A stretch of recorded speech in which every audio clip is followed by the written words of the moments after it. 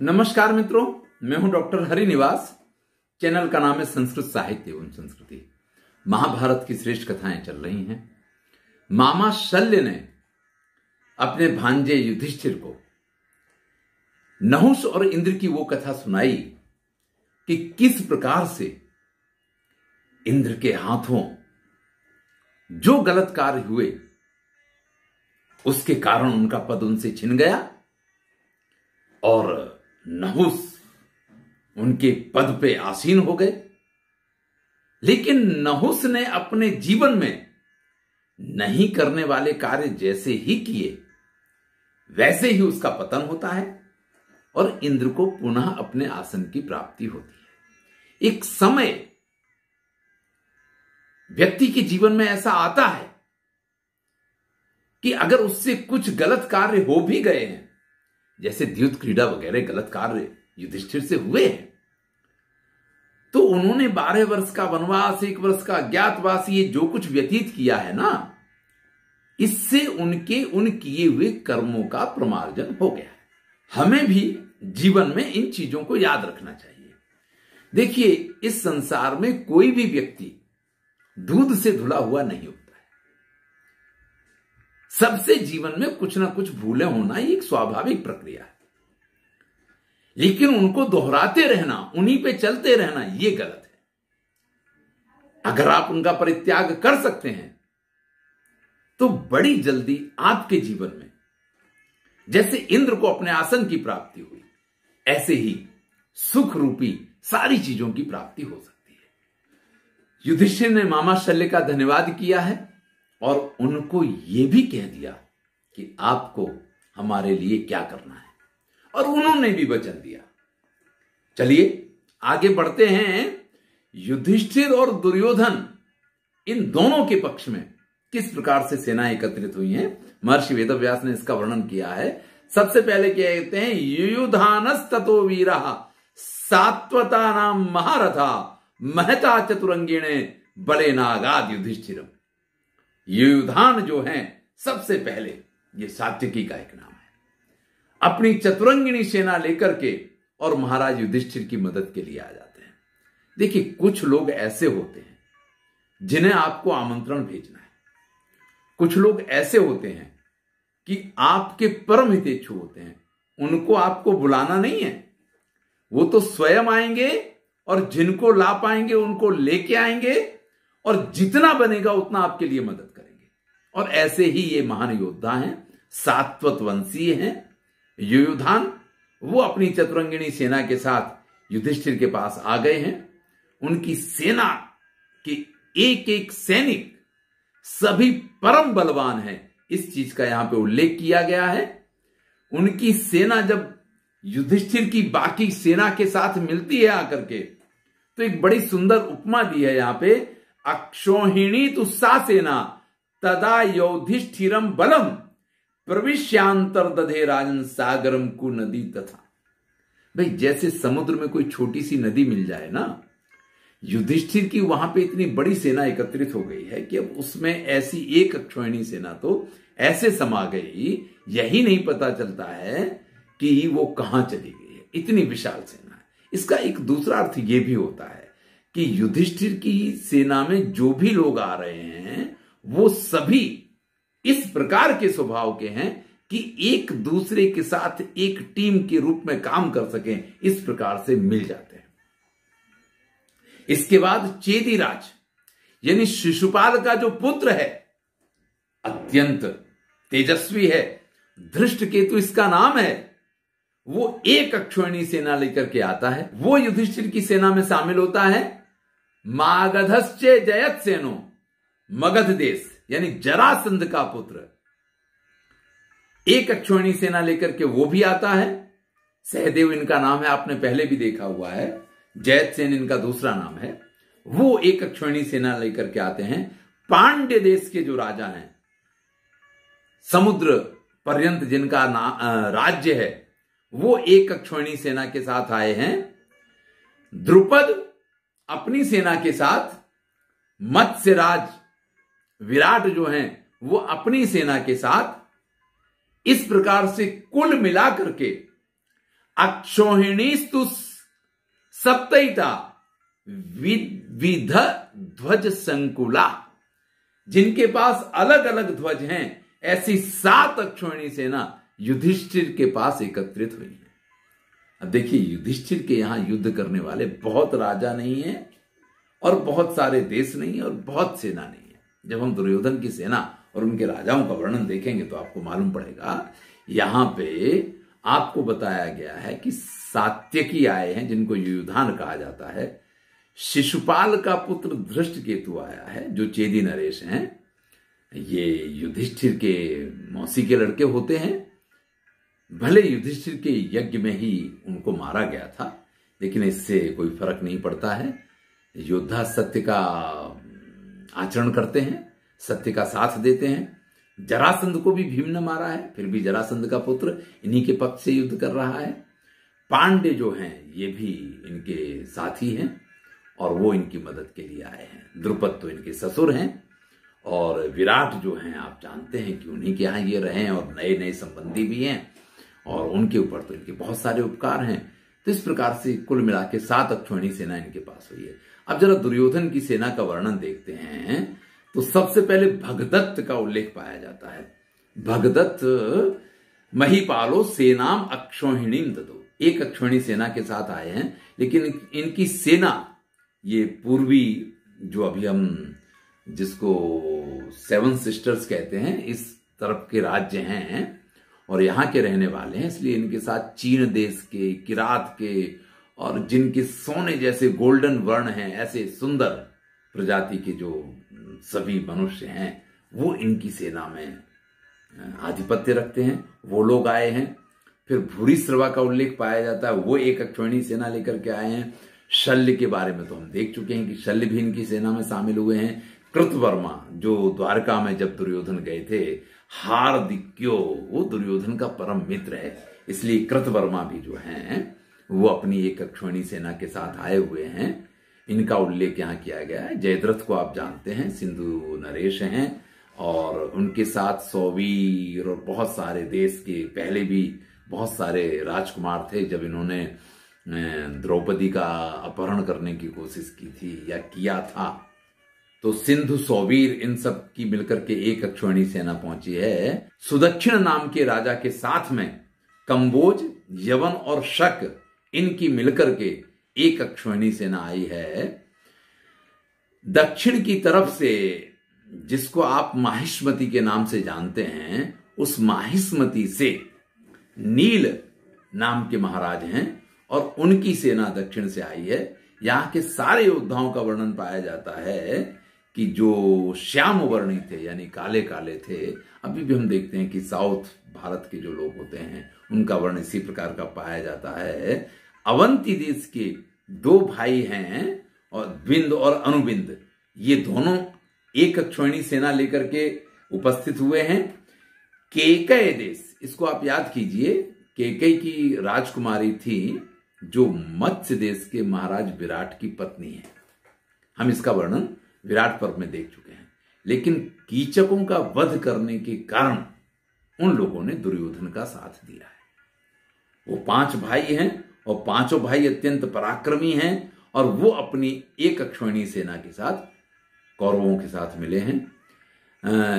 इन सबको मिला करके और 3 अक्षोहिणी सेना इधर उधर से जो छोटी छोटी सेनाएं एकत्रित हुई हैं उनकी मिलाकर के हो गई हैं। अब देखिए, एक अक्षोहिणी में कितने हाथी हैं, कितने घोड़े हैं, कितने रथ हैं, कितने पैदल हैं, इसको जानने के लिए आपको हमारा एक वीडियो महाभारत में ही है, अक्षोहिणी सेना। आप इसको सर्च करेंगे तो वहां मिल जाएगा आपको। आप इसके अनुसार ये बिल्कुल जान सकते हैं कि पांडवों की सेना में 7 अक्षोहिणी यानी कितने योद्धा थे और कौरवों की सेना में जहां 11 अक्षोहिणी एकत्रित हो गई है वहां कितने सैनिक, कितने हाथी, कितने घोड़े, कितने रथ, कितने पैदल हैं। अब ये 11 अक्षोहिणी सेना इतनी विस्तृत हो गई है कि हस्तिनापुर में तो कहीं जगह ही नहीं रही उनके रहने बैठने उठने के लिए। तो जो पंजाब प्रदेश है, जो कुरुजांगाल यानी कुरुक्षेत्र वाला प्रदेश है, रोहित कारण्यम जिसको आज रोहतक के नाम से जाना जाता है, और अहिच्छत्र, कालकूट, गंगाकूल, ये बहुत सारे ऐसे प्रदेश हैं जहां चारों तरफ सिर्फ और सिर्फ दुर्योधन की सेना व्याप्त है। अब ये दो वर्णन पाए गए। एक वर्णन आपने देखा कि भले 7 अक्षौहिणी सेना है, लेकिन वहां 1 अक्षौहिणी सेना आती है और उस सेना के अंदर ऐसी समा जाती है कि पता नहीं चलता है। और यहां जितनी सेनाएं आई हैं, अलग अलग देश, अलग अलग प्रदेशों तक वो फैलती चली गई हैं। इस प्रकार का वर्णन किया गया है। यही इस चीज की सूचना देता है कि क्यों दुर्योधन का पराजय हुआ।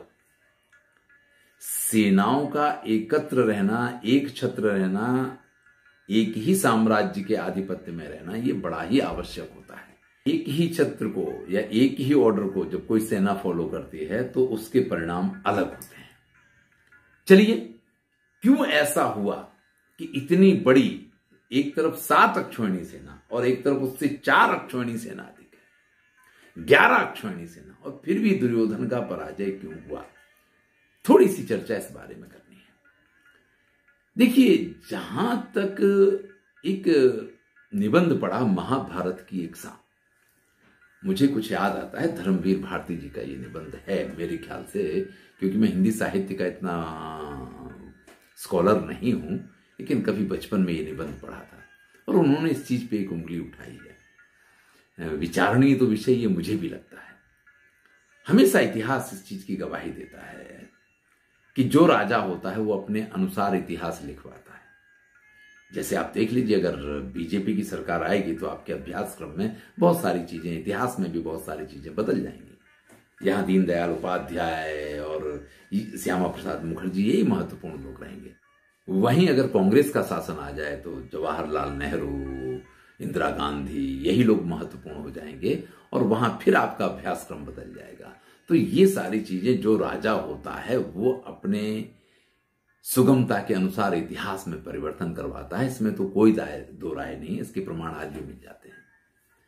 और आप ऐसा विचार कीजिए कि जब दुर्योधन के यहां कोई नहीं था, ऐसे में अगर पांडवों ने किसी इतिहासकार के पास से इतिहास लिखाया हो या किसी इतिहासकार ने इतिहास लिखा हो, तो स्वाभाविक है कि उस पर पांडवों की ही प्रशंसा का भार रहेगा। ये उसको करना पड़ेगा, ऐसा धर्मवीर भारती जी भी लिखते हैं। मुझे कुछ प्रश्न यहां खड़े तो होते हैं कि अगर युधिष्ठिर इतने सफल हैं, धर्मात्मा हैं, सब बातें हैं, तो उनके पक्ष में और अधिक राजा क्यों नहीं आए? तो इसके दो जवाब हैं कि दुर्योधन का जो स्वभाव है वो ज्यादातर लोगों को सूट करता है। यहां तक कि शल्य को भी युधिष्ठिर की बजाय दुर्योधन का स्वभाव अच्छा लगता है। इसलिए शल्य भी, जो कि मामा तो हैं पांडवों के, लेकिन वो भी दुर्योधन के पक्ष में चले गए। आजकल भी संसार में यह होता है, अपनी अनुकूलता के अनुसार राजनीति की जाती है और जिसको जहां अनुकूल लगता है उसको वहां रह करके युद्ध करने में मजा आता है। और यही यहां पे हुआ है। क्योंकि आप जानते हैं कि सरल मार्ग जो है वो ज्यादा सफलता देने वाला नहीं होता है। यहां दुर्योधन का मार्ग सरल है। दुर्योधन जिस स्वभाव के व्यक्ति हैं, इस स्वभाव में बहुत सारे लोग उसमें मिल तो सकते हैं, लेकिन वहां सफलता के चांसेस बहुत कम है। युधिष्ठिर का मार्ग कठिन है, ये सत्य का मार्ग है। इस पे जब कोई चलेगा ना तो उसको परेशानियां अधिक होंगी। तो ऐसी जगह पे कम लोग आते हैं, लेकिन वो कम आए हुए लोग भी सफलता किस प्रकार से प्राप्त करते हैं, चलिए इसके अगली चर्चा को हम लेते हैं। जो महाराज द्रुपद ने पुरोहित को भेजा था, वो महाराज धृतराष्ट्र की सभा में पहुंच गए हैं और धृतराष्ट्र की सभा में जाकर के वो कहते हैं कि देखिए महाराज, मैं महाराज युधिष्ठिर की तरफ से आया हूं और उन्होंने ये कहा है कि जो भी मेरे साथ द्यूत क्रीड़ा हुई उसमें काफी कुछ छल हुआ था, लेकिन चूंकि मैंने द्यूत खेला है इसलिए मैंने कभी उस चीज का विरोध नहीं किया और वहां पे जो शर्तें रखी गई थी मैंने उनका अक्षरशः पालन किया है। यानी 12 वर्ष का वनवास और 1 वर्ष का अज्ञातवास मैंने उसको पूर्ण किया है। ऐसे में मेरे पिता वगैरह का जो राज्य था, जिसका मैं अधिकारी बनता हूं, या जो राज्य मेरे पास था, वो राज्य मुझे मिलना चाहिए। फिर वो ब्राह्मण जो है, चूंकि बुद्धिमान है, होशियार, इसीलिए तो उनको भेजा गया है। महाराज धृतराष्ट्र से ये कहते हैं कि महाराज, ये वास्तविकता है, आप राजा के पद पे विद्यमान हैं, तो आपको इस चीज पे ध्यान देना चाहिए कि दुर्योधन ने युधिष्ठिर के साथ जो कुछ किया है वो सही नहीं किया है। आपको उसका निर्णय करना चाहिए था।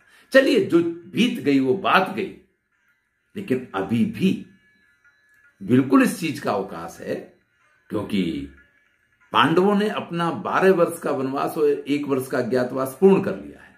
और जब उन्होंने ये पूर्ण कर लिया है तो फिर आप ये समझ लीजिए कि वो अपने राज्य के अधिकारी बन गए, तो उनको उनका राज्य दे दिया जाए। इसके बाद तो कोई डर वाली बात ही नहीं है।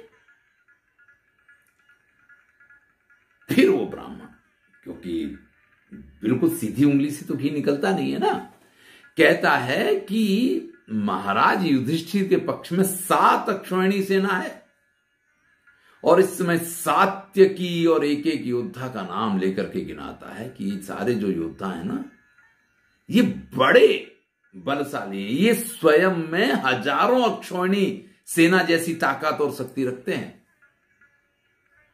मैं आपसे कह रहा हूं कि एक तरफ आपकी 11 अक्षौहिणी सेना हो, एक तस्य महाबाहुर बहुरूपी धनंजय, और एक तरफ सिर्फ अर्जुन हो, तो आपकी 11 अक्षौहिणी सेना कहां जाएगी आपको पता भी नहीं चलेगा।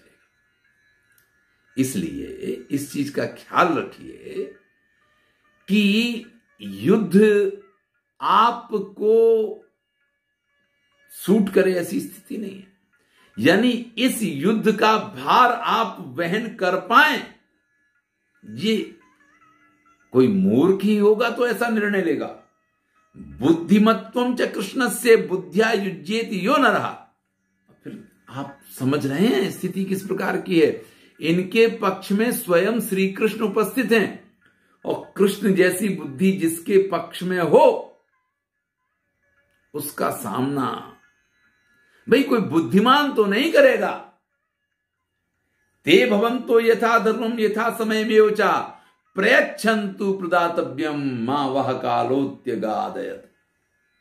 मेरी आपसे यही प्रार्थना है कि आपके पास सुअवसर है, ऐसे लोगों के साथ पंगा मत लीजिए। यहां आप 11 अक्षौहिणी सेना देख करके कहीं राजी हो जाएं तो आपको प्रसन्न नहीं होना चाहिए।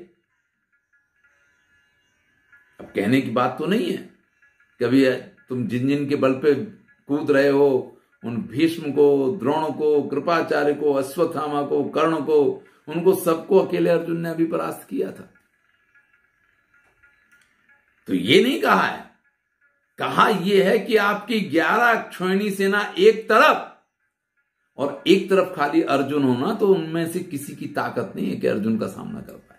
ऊपर से उनके पास 7 अक्षौहिणी सेना है, और उस 7 अक्षौहिणी सेना में भी सात्यकी और भीम और नकुल, सहदेव, ये सब ऐसे योद्धा हैं जिनमें एक एक योद्धा में हजारों अक्षौहिणी जैसी कुशलता है, और ये कम था, ऊपर से उनको कृष्ण और मिल गए। तो महाराज मेरी तो आपसे ये प्रार्थना है, यही आपके लिए योग्य धर्म है, यथा समय में वचा। और इस समय की यही डिमांड है कि प्रयच्छन्तु प्रदातव्यम, जो उनको देना है वो उनको दे दो, वह कालो अत्यगादय। कहीं ऐसा ना हो कि ये जो सुअवसर मैं आपके पास लेके आया हूं ये निकल जाए, और हाथ में से ये निकल गया तो फिर कुछ नहीं कर पाएंगे। चलिए, क्या हुआ है वो तो महाभारत की कथा आप जानते हैं, लेकिन मैं आपको सुना रहा हूं, आनंद लीजिए। अच्छा लगे तो मित्रों के साथ शेयर कीजिए। आगे की कथा